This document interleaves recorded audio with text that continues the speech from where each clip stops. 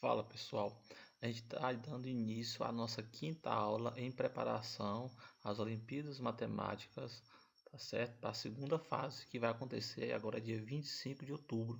E hoje nós vamos falar um pouco de princípio da contagem, multiplicativo e aditivo, pequenos problemas com lógica e possibilidades, sequências e padrões e raciocínio por tentativa e erro, que são conteúdos que aparecem com bastante frequência na segunda fase da UMEMEP, em questões que exigem um pouco de raciocínio, de contagem, de análise de padrões. Essas questões, elas costumam envolver uma organização de elementos, restrições, combinações. Então a gente vai tentar demonstrar nessa aula de hoje, nesse vídeo de hoje, a melhor forma de estar resolvendo esse tipo de questão. Mais uma vez eu motivo a dar uma olhada nos vídeos anteriores, lá na playlist que tem, e assistir todos os vídeos, fazer questões, treinar questões para se preparar bem para a prova tão importante da segunda fase que acontece agora dia 25 de outubro. O princípio multiplicativo. Ele é usado quando um evento depende de várias etapas consecutivas. Como regra temos o que? Se uma tarefa ela pode ser feita de m maneiras, ou seja, de uma determinada maneiras, e outra de n maneiras, o que a gente vai fazer? A gente vai pegar duas e multiplicar uma pela outra. Então, eu posso fazer uma atividade de três maneiras, e eu posso fazer a atividade de três maneiras com quatro opções diferentes. Eu vou multiplicar 3 por 4.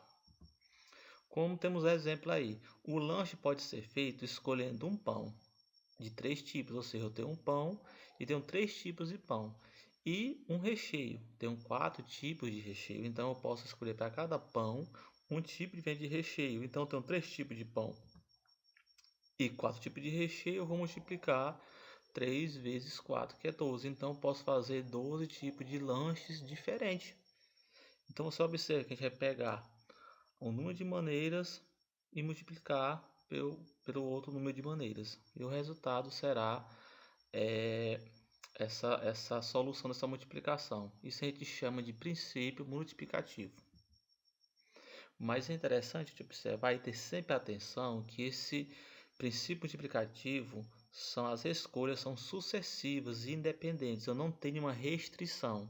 Eu posso fazer qualquer combinação. Se eu tiver uma restrição, eu tenho que já estar atento. Nesse caso, desse exemplo, eu não tenho restrição. Eu posso estar fazendo de qualquer maneira. Mas se eu tiver uma restrição, o padrão de resolver a questão vai se modificar segundo a análise da questão me fornece. Princípio aditivo. Ele é usado quando há opções diferentes de escolha, mas somente uma será feita. Ou seja, qual é a regra? Se eu tenho uma tarefa para ser feita de m maneiras ou de n maneiras, então há m mais n maneiras de resolver. Um exemplo para a gente entender melhor: um aluno pode escolher jogar futebol. Ele tem 5 opções de time. Basquete, ele tem 3 opções de times. Então o que acontece aqui? O aluno ele pode ou jogar futebol ou jogar basquete. Se ele escolhe futebol, ele tem 5 times para escolher em qual time quer jogar. Se ele escolhe basquete, ele tem o que? 3 times que ele pode jogar. Então o que acontece? Eu vou apenas multiplicar 3 mais 5, 5 mais 3, tanto faz, que é igual a 8 possibilidades. Agora, se ele pudesse escolher um time de futebol e um basquete, seria o princípio multiplicativo, mas aqui eu escolho um ou outro, né? Então eu vou somar as possibilidades que existem. Aqui vamos ter alguns problemas de lógica e possibilidades. Esses tipos de problemas pedem que a gente conte todas as combinações possíveis, respeitando certas condições lógicas. Então eu preciso de uma estratégia. Ou então eu vou ter que listar as condições que a questão me dá. Depois que eu listo essas condições, eu vou analisar as etapas possíveis. Depois eu vou aplicar o princípio multiplicativo ou aditivo, conforme for o caso que a questão vai estar me repassando. Se essas condições forem complexas, usa-se a tentativa de erro com organização. De erro e organização. São o que? Tabelas e esquemas que ajudam muito e facilitam a nossa resolução. A gente vai tentando até chegar à solução correta. A gente vai listando isso aqui não deu certo até chegar a resolução correta. Então, são problemas bem comuns, tipo de questões bem comuns nesse tipo de prova, principalmente na segunda fase, que vai combinar vários elementos. Então, é um assunto de bastante utilidade para quem está se preparando para as Olimpíadas da segunda fase. Então, eu vou ter aí um exemplo. 3 alunos, Ana, Bia e Caio, vão sentar lado a lado. De quantas formas podem sentar? Se Ana não pode ficar ao lado de Bia. Então aqui observe que a questão ela me dá aqui uma restrição. Eu não posso pegar Ana, Bia e Caio e colocar de qualquer forma. Ela dá uma restrição que Ana não pode ficar do lado de Bia. Então o que eu tenho? Sem restrição eu teria 3 fatorial, que seria o quê? 3 vezes 2 vezes 1, eu represento 3 fatoriais dessa maneira, 3 vezes 2 vezes 1, que seria um total de 6. 6 seria a quantidade de possibilidades que eu iria fazer essas posições, mas eu tenho uma restrição, então essa não se aplica. Então, qual é o caso proibido? A e B juntos, onde eu vou tratar A e B como um bloco, ou seja, eu vou tratar A de Ana e B de Bia. Então eu vou ter o que? 2 fatorial, que é o que? 2 vezes 2 vezes 1, que é 4. A partir daí, eu vou pegar o que? Eu vou pegar 3 fatorial, que é igual a 6, e subtrair de 2 fatorial, que é 4. Por que eu faço isso?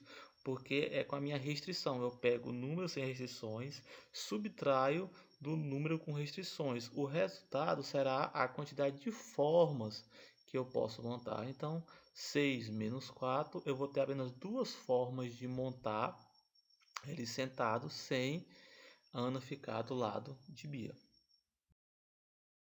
Sequências e padrões. Sequências e padrões são que são listas de números, figuras, objetos que seguem uma regra fixa. Então, por exemplo, eu posso ter uma figura círculo, círculo, triângulo, triângulo, retângulo, retângulo. Tem uma sequência: 2 círculos, 2 triângulos, 2 retângulos. Pode ser números 1, 3, 5. Observa aí que no caso sempre eu estou aumentando de 2 em 2. Então eu tenho que observar qual é essa sequência, qual é o padrão que a questão me fornece. Então vou observar as diferenças ou as razões desses termos e vou buscar as repetições, a simetria, os ciclos, como está acontecendo.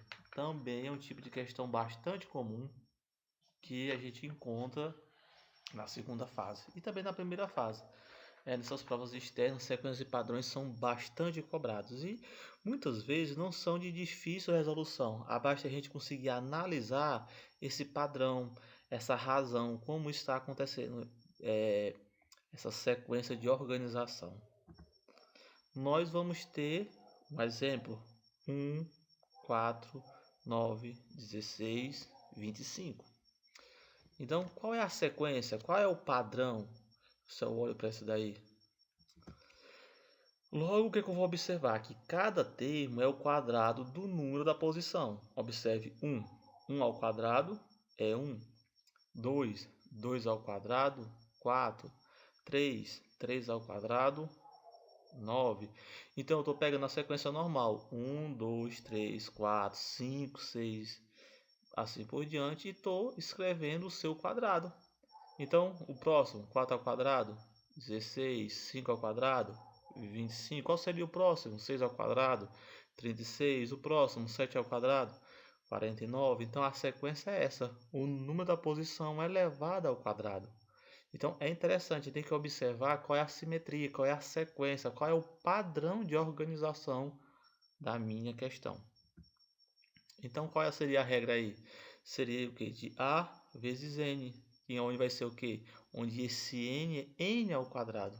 Ou seja, a minha regra vai ser o que? Um número ao quadrado. Seria representada assim a fórmula. Raciocínio por tentativa e erro. E o que é esse raciocínio por tentativa e erro? É testar as possibilidades de forma organizada, até achar o que satisfaz todas as condições. Quando eu devo usar isso aí? Eu devo usar quando eu não tenho uma fórmula é direta. Muitas vezes na matemática, na grande maioria das vezes, eu tenho uma fórmula específica para mim encontrar a resolução de uma questão. Mas às vezes, a depender da questão, eu não vou ter aquela fórmula específica que eu possa aplicar. Então, fazendo por tentativa e erro, eu vou tentando conseguir. Pronto, beleza, não consegui, eu vou tentar, ultrapassou, é menor, eu vou tentando até conseguir identificar aquela sequência, aquele número desejado, aquilo que a questão é. Então, situações com restrições, por exemplo, dois números cuja soma é 30 e a diferença é 6, por exemplo, né? Então, isso seria, eu não tenho uma fórmula específica para calcular isso. Então, eu teria que fazer pela questão de tentativa, seria uma alternativa, tentativa e eu ir tentando até encontrar a alternativa correta. Também isso daqui é muito cobrado. Às vezes ele pega o raciocínio, a tentativa e erro, a sequência, padrão, e coloca tudo na mesma questão para a gente estar tentando resolver nessa segunda fase, porque a prova é mais bem elaborada, ela tem mais questões de raciocínio, onde quer ver que o aluno conseguiu identificar o que o autor da prova queria. Então é muito comum ter questões que misturam esses conteúdos. Então a gente vai ter um exemplo, a soma de dois números é 30. O maior é o dobro do menor. Quais são esses números? Então vamos fazer pela tentativa e erro. Então tem o que? Se o menor for 8, qual é o dobro de 8? 16. Agora eu somo 8, 16, 24. Eu vou observar que 24 é menor que 30. Então continuo. Se o número for 9, qual é o dobro de 9? 18. Agora eu vou somar 9 mais 18, 27. Eu observo que 27 é menor que 30. Errei, vou continuar. Se o menor número for 10 e o maior for 20, somo 10 mais 20, que é igual a 30. Então, achei a alternativa correta. Então, é uma maneira de eu dar a resolução. Até questões que têm uma fórmula, eu poderia resolver essa questão por uma forma específica, né? Eu posso estar resolvendo pela tentativa e erro. Porque se eu colocasse x mais 2 vezes x igual a 30, eu poderia resolver essa questão nessa fórmula. Só que eu quis aqui resolver pela tentativa e erro para mostrar que também seria possível. Normalmente eu vou aplicar esse tipo de raciocínio tentativa e erro quando eu não tenho uma fórmula padrão capaz de resolver, porque assim ela vai ser um pouco mais trabalhosa, mas eu também posso resolver questões que têm uma fórmula padrão. Então vamos aqui treinar uma questão. Um mestre confeiteiro vai organizar 4 bolos diferentes: chocolate, baunilha, morango e limão, em 4 prateleiras alinhadas, uma em cada prateleira. Ele quer seguir as regras abaixo. Primeira regra: o bolo de chocolate não pode ficar na primeira prateleira. O bolo de morango deve ficar à esquerda do bolo de limão, mas não necessariamente em prateleiras consecutivas. A prateleira do meio não pode conter o bolo de baunilha. Com base nessas condições, responda: quantas formas diferentes existem de organizar os 4 bolos respeitando apenas a condição 1? Qual é a condição 1? O bolo de chocolate não pode ficar na primeira prateleira. Então vamos tentar responder. Primeira solução, vamos analisar a situação. Apenas a condição 1. Qual é a condição 1? Chocolate não pode ficar na primeira prateleira.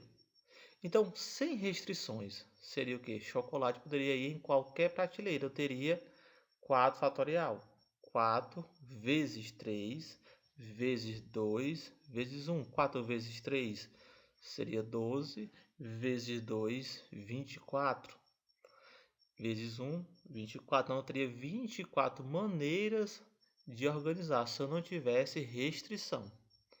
Com a condição 1, o chocolate não pode ficar na primeira. Na primeira prateleira, eu vou poder colocar apenas na segunda, terceira ou quarta. Então, eu vou ter 3 fatorial, ou seja, 3 vezes 2 vezes 1, que é 6. Então, eu vou pegar 3 vezes 6, porque é o que eu posso colocar nas posições, que vai ser 18.